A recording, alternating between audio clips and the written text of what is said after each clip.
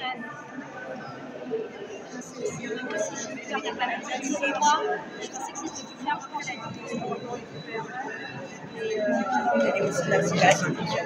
mais on aimerait bien l'interviewer sur la plateforme.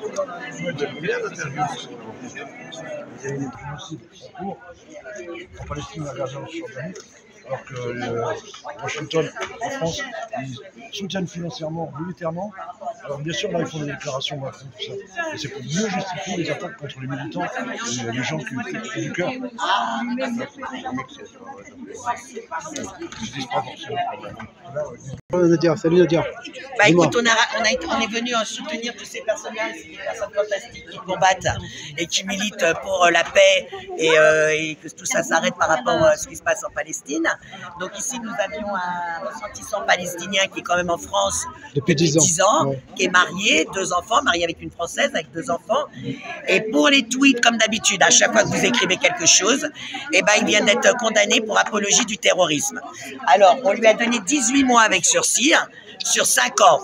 Qui veut dire que pendant 5 ans, il doit se tenir à carreau. Moi, ce qui me choque, c'est pas les 18 mois avec sursis qui fait peur. C'est qu'on lui a mis, ils le disent, vous êtes maintenant inscrit dans le fichier terroriste. S, quoi. Fichier Donc, S. mais non, c'est pire que fichier S. Le fichier terroriste, ça veut dire que si demain il va à l'étranger, il va déjà devoir prévenir en France qu'il va à l'étranger, d'accord? Il arrive à prendre l'avion pour aller, on va dire un exemple, à Casablanca. Il arrive à Casablanca. À Casablanca, ils ont la fiche terroriste. Tu crois qu'ils vont le faire rentrer sur leur sol? Donc il va se retrouver soit coincé à l'aéroport, soit pire, il peut se retrouver dans une prison étrangère.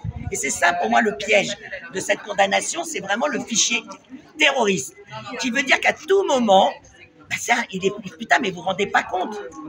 Il est fiché terroriste, qui veut dire qu'il ne peut plus bouger.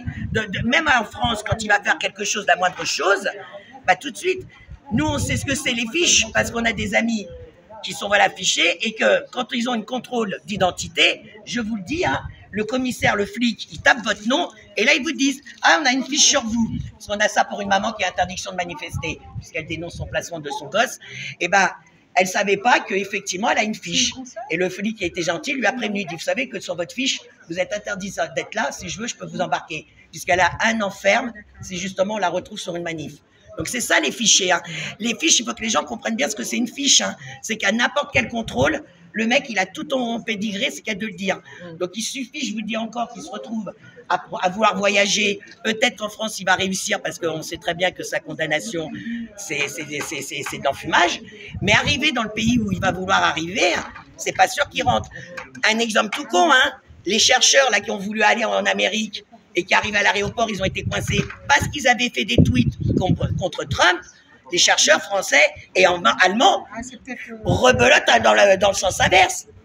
Et c'est juste des chercheurs, hein, c'est juste pour un tweet contre Trump. Hein. Et là-bas, en Amérique, ils ne l'ont pas accepté. Donc imaginez-vous un mec qui a un fichier terroriste et qui va arriver dans n'importe quel pays avec sa fiche terroriste. Hein. Quand il arrive à la douane, les mecs, ils vont taper son nom et il aura la fiche. Donc c'est ça que moi, je pense qu'il faut Ça va rester à vie, quoi, c'est ça? Ah bah oui. Moi, je pense que c'est là-dessus qu'il faut vraiment... Non, la fichier S, on l'a pas dit. Non, les 18 mois avec sursis sur 5 ans de probation, qui veut dire que pendant 5 ans, tu tiens carré. Mais une fois que tu es dans une fiche terroriste, tu crois quoi, qu'à bout de 5 ans, hop, elle part ta fiche? Non, non. Fichier terroriste, c'est à vie. Hein. T'es marqué. Hein. T'es marqué, c'est au fer rouge. Hein. Ils ne s'enlèvent pas comme ça. C'est pour ça qu'effectivement... il vaut mieux faire appel. Son avocat, elle arrive. On va dire un petit mot à l'avocat. Faut qu'elle fasse. Tu poses la question à Nadia. Comment faire pour l'enlever, cette fichier? Je ne sais pas si vous avez suivi l'histoire de Ismaël et de. Moi, je pense qu'il vaut mieux faire appel. Il vaut mieux faire appel. Surtout sur le fichier S, fichier terroriste. Il est classé. En fait, l'inscription au fichier des auteurs d'infractions terroristes, c'est extrêmement contraignant. C'est-à-dire qu'en fait, il faut justifier son adresse très régulièrement. Dès qu'on bouge, que ce soit en France, hors de France, il faut prévenir avec un délai. Enfin, en fait, c'est quand même très contraignant. Et en plus de ça, la peine en tant que telle, 18 mois, ça fait partie des peines les plus élevées. Donc, ça reste quand même des peines de prison pour des propos. C'est totalement disproportionné. Et cette fiche, elle va jusqu'à quand? Elle va s'arrêter la fin. Non, 5 ans. On ne sait pas, elle n'a pas dit. Non, c'est à vie, ça. C'est à vie. Le problème, c'est qu'un sursis, ça peut tomber assez facilement. La fiche terroriste, c'est à vie. Au moindre type d'infraction. Ah, il est marqué au fer rouge. Exactement. Mais alors, votre client, je sais que votre client, on en a parlé un peu, il a peur de faire appel parce qu'il a peur que ça peut être plus lourd. Qu'est-ce que vous en pensez de ça? Il y a toujours un aléa pour que ce soit plus lourd. C'est la cour d'appel de Versailles, donc c'est quand même assez dur. Après, en revanche, elle a quand même... j'ai quand même le sentiment que ça ne peut pas être plus que ça. Enfin, là, il faut quand même prendre la mesure de la peine. Hein. C'est très lourd, très d'accord. Ah, c'est très lourd. Oui. Pour des tweets, pour des écrits. Oui. C'est ça qu'il faut comprendre. Bah, c'est des propos.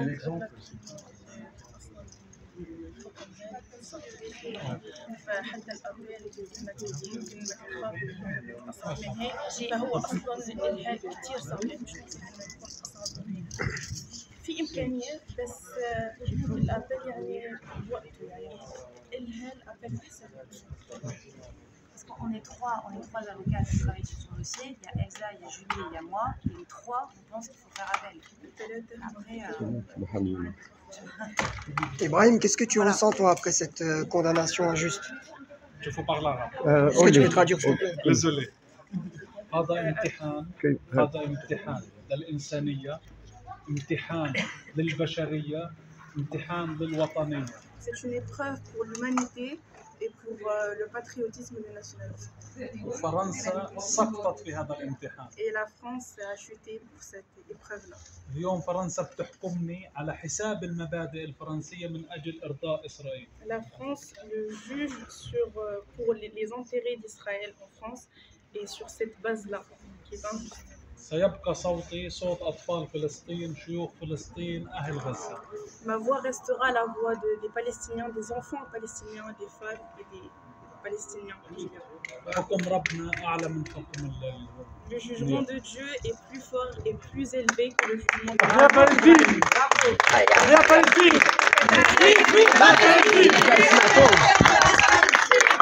عندي سؤال يا أخي السلام عليكم. اسمعني يا أخي محمد، اسمعني عندي سؤال. لم يتكلموا عن الدروا انترناسيونال العربي، القانون الدولي لم تكلموا فقط عن الدول. أنا ما تحكمت قانونيا، أنا تحكمت سياسيا. Il n'a pas été jugé selon le droit, mais selon la politique. C'était purement politique. C'est une décision politique. أتحدى إذا القاضية تفهم في القانون. Et il défie si la juge comprend dans le droit du pays. ما بتعرف شو معنى المقاومة. Elle ne sait pas ce que c'est que la résistance. هذا هو شو معنى سؤالي. الاحتلال. Et qu'est-ce que cela veut dire la colonisation et l'occupation? هي حاكمتني سياسيا عشان ترضي إسرائيل. Elle l'a jugé politiquement pour faire plaisir à Israël. Exactement.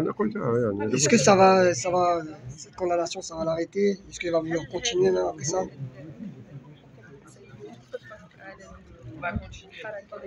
Continuer de militer? Est-ce qu'il compte continuer de militer? أنصحك لا. إذا كان ثمن حرية فلسطين هو حريتي فسأدفع هذا الثمن. Si la valeur de la liberté de la Palestine, c'est sa liberté, eh bien, il va la dépenser. Merci.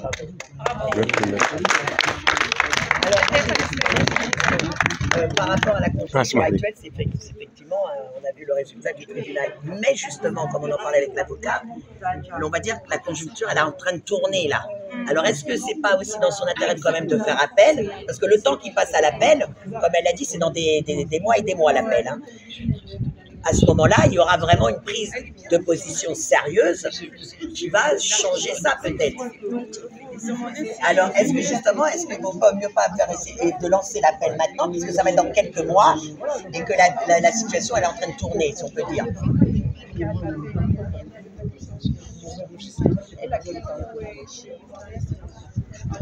يعني هو حكم ظالم، حكم جائر وغير عادل. هلا برجع للمحامية، أكيد شو المفروض أنا أكرم مش أحاكم. أنا دفعت عن الحرية، دفعت عن الأطفال، عن النساء. اليوم لما أنا بسأل حالي وين حقوق الإنسان، وين حقوق الطفل، وين حقوق المرأة، وين حقوق ما في أي حقوق. أنا يجب أن أكرم لأني دفعت عن غزة ودفعت عن أطفال غزة، مش أحاكم. Il explique que le jugement est un jugement injuste On et sait bien. bien au contraire, normalement, il doit être reconnu, il doit avoir une reconnaissance pour le combat qu'il mène, qui est un combat juste, et non pas être jugé de telle sorte comme si c'était un criminel ou quoi. Il explique qu'il est en train de défendre le droit des Palestiniens, le droit des enfants palestiniens qui meurent sous les bombes, le droit de ce peuple opprimé depuis plusieurs années. Donc le jugement est purement injuste. Et voilà, il défend, le jugement défend l'occupation injuste d'Israël. إذا أنا كنت إرهابي فمعناها كل الشعب الفرنسي إرهابي لأن كان في احتلال هان والشعب الفرنسي قاوم الاحتلال. فإذا أنا إرهابي فمعناها كل الشعب الفرنسي إرهابي. أنا بطالب حريتي مثل ما فرنسا كانت يعني تحت الاحتلال وتحررت. Il explique que D'accord. Une minute. D'accord. il explique que si lui est considéré comme un terroriste, et bien le peuple français tout entier est terroriste, vu que le peuple français a résisté à l'occupation nazie lors de la Seconde Guerre mondiale, et c'est le même processus, c'est le combat de la colonisation et de l'occupation israélienne aujourd'hui en Palestine, mais c'est le même combat contre l'occupation qui s'est déroulé en France durant la Seconde Guerre mondiale. Donc le principe de résistance, la France aussi l'a connu, et c'est paradoxal le jugement et de dire que c'est un terroriste parce que la France a résisté de la même manière. Par rapport sur la France, je dirais que c'est même pire, puisque en 40, tout le monde disait, et en 45, on a dit on ne savait pas, et depuis 45, on nous dit plus jamais ça, et aujourd'hui, on assiste à quelque chose qui est encore, pour moi, pire. Alors qu'on nous a toujours dit, justement, on nous a fait le devoir de mémoire. En 45, ils avaient l'excuse de dire on ne savait pas. On est bien d'accord. Là, en 2025, c'est quoi leur excuse? Depuis même avant, allez, on va dire depuis 2023, puisque pour eux, apparemment, tout démarre depuis le 7 octobre. Allez, on va faire cadeau des 77 ans. D'accord? On va faire cadeau de ça.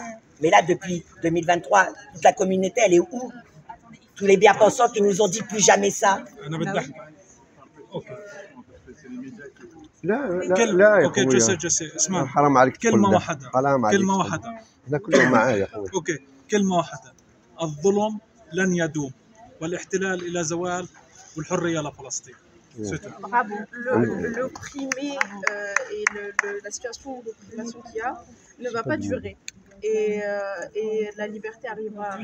Donc l'espoir est toujours là. انصحك يا اخويا انصحك ان تطعن انا انصحك ان تطعن في هذا الحكم. Moi, je dirais que tant qu'on aura tous un souffle de vie, on portera la parole et donc on fera tout pour que justement la liberté. L'espoir est toujours là. Bien sûr, l'espoir il est là. Actuellement contre les militants pro-palestiniens et plus généralement tous ceux qui portent la voix du peuple palestinien en France. Ah bah oui, très clairement, là, l'utilisation hyper massive, il y a vraiment une inflation des poursuites autour du délit d'apologie du terrorisme. Et évidemment que ça instaure vraiment une censure de grande ampleur en fait sur tous les discours de soutien au peuple palestinien. Et par ailleurs, c'est même des juges antiterroristes qui le disent, hein, comme Marc Trévidic qui le dit. Il dit l'utilisation qui est faite aujourd'hui du délit d'apologie du terrorisme n'est pas celle qui était pensée initialement, et il faut reculer parce que c'est quand même le président de la cour d'assises de Versailles qui le dit. Donc c'est même pas qu'une question politique, c'est aussi le comité des droits de l'homme de l'ONU. Enfin, c'est beaucoup en fait d'institutions qui sont en train de s'inquiéter très très franchement sur toutes les atteintes à la liberté d'expression, vraiment sur la base de ce délit-là. Vous comptez faire appel? Il faut que justement, là pour l'instant on ne sait pas, il faut que j'en parle avec Ibrahim puisque c'est la décision lui revient. Après voilà, il faut savoir que quand on fait appel, il y a effectivement la possibilité que la peine soit plus faible, il y a aussi un aléa judiciaire en fait que la peine puisse être plus lourde. Donc voilà, c'est un risque. C'est toujours un risque qui existe. Donc c'est pour ça que c'est des choses à prendre en compte et dont Ibrahim doit être conscient aussi pour savoir ce qu'il décide de faire. Très bien, merci maître. Je vous remercie. Vous êtes maître Prisca Ancion, du barreau de la Seine-Saint-Denis. Merci. Tout à l'heure, quand il a donné des définitions, pourquoi aucun mot sur le droit international? Parce qu'en fait, voilà, tout à l'heure, il a dit, moi j'ai entendu toutes les définitions, toutes les... Par qui? Tout à l'heure, par le juge. Par le... Voilà. Il a pas parlé, il n'y a aucun mot sur le droit international. Je vais prendre une photo. Vraiment, les juges français se moquent de ce que dit le droit international. Ça ne se base pas sur ça. Quoi. Ah non, non. Viens. Nadia, Patricia, vas-y. Mets-toi devant. Attendez.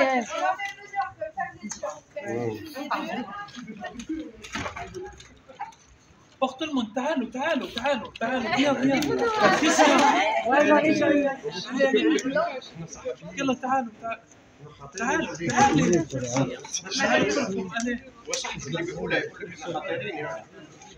شوفي كلنا تحيا فلسطين